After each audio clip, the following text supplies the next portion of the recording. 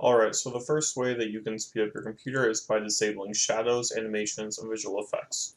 To do so, you can go ahead and press the Windows key and the R key. This will open the Run menu, and then you will type in sysdm.cpl. This will open a System Properties window, and then you can go over to Advanced, and under the Performance tab, you go to Settings, and then the easiest way to do this is just to select Adjust for Best Performance. So go ahead and select that and press Apply. Then once that's done, you just press OK. Alright, on to the next step. Okay, so another way you can speed up your computer is by disabling the transparency setting. Many users have this on by default, and to remove it, you can go to Settings, Personalization, then Colors, and then under Transparency Effects, just switch the slider over to Off. And that's all for this step. The next method we're going to use to speed up your computer is to defrag your hard drive. To do so, you just press the Windows key to bring up the search menu and type in defrag. You'll select the first option for defragment and optimize drives. And then you're going to go over here to where it says optimize and click it. Just need to let this run for a bit. Then once this is all done, your computer should be running a little bit faster. On to the next step.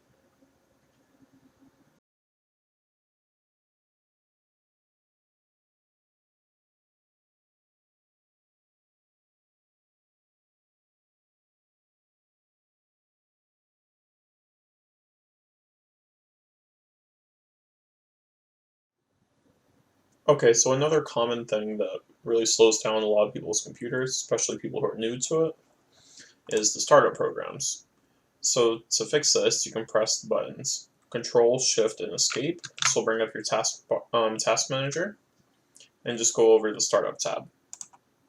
And while here, you can see the different startup impacts and whether or not they're enabled for startup.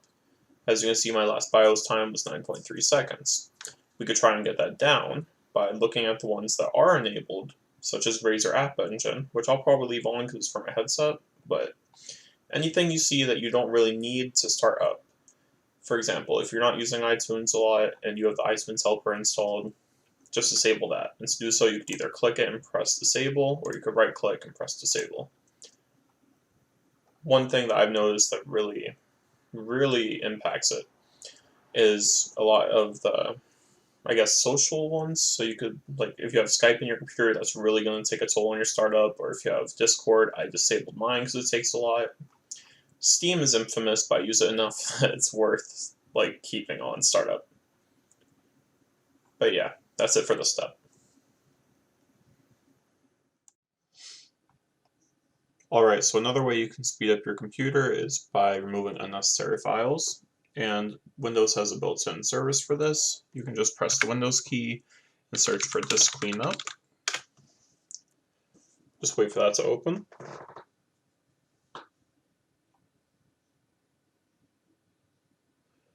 Alright, and then just select anything you don't need. For example, temporary internet files or recycling bin especially. If you really want to get a better boost, you can go into clean up system files and it will take you to a similar menu. And in there you can remove old data from Windows updates. But I already did that in my previous time I used this, so I'm not going to bother with that. So just select whatever you want, and then just press OK. And then you press delete files, and then you let that load. Alright, on to the next step. Alright, so another way you can speed up your computer is to limit the amount of tips and tricks that Windows tries to give you. And to do so, you can go through Settings, go to System, then Notifications and Actions, and down here, where it says Get Tips, Tricks, and Suggestions as you use Windows, just deselect that. And now Windows will use a slightly less RAM and help you speed up your computer. Next step. Another common way of speeding up your computer is by removing bloatware that has come with your computer. And to do so, you can go to Control Panel, go under the Programs tab to uninstall a program, And anything that is here that you don't use, that Windows or the people you got the computer from, whether it was Best Buy or Dell or whatever you don't use, you can just remove. Because by leaving all of these programs on here that you're not even going to use, you're just taking up extra storage, and sometimes they run in the background as well, which takes up even more resources. So just uninstall whatever you don't need, and you're all good. Alright, on to the next step.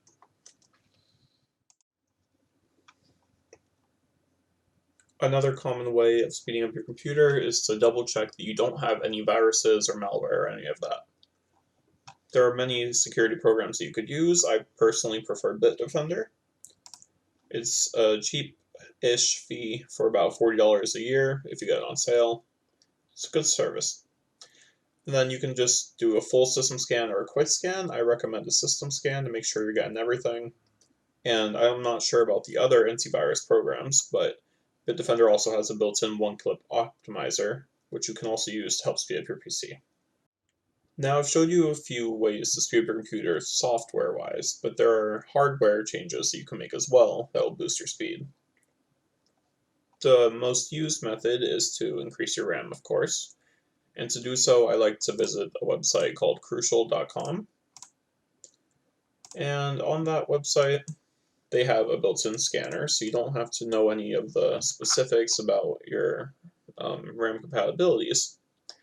And you could also upgrade your SSD, but we'll cover that in the next one. For this step I'm going to show you, you can just go over here to Scan Computer, agree to the terms and conditions, start your free scan. It's going to download crucialscan.exe, open that. Just press yes when it asks for administrative rights. Then you're going to see sysprofile.htm. This is what is searching for your computer, and your motherboard is searching for specific upgrades that are compatible with yours. Just wait for that to load.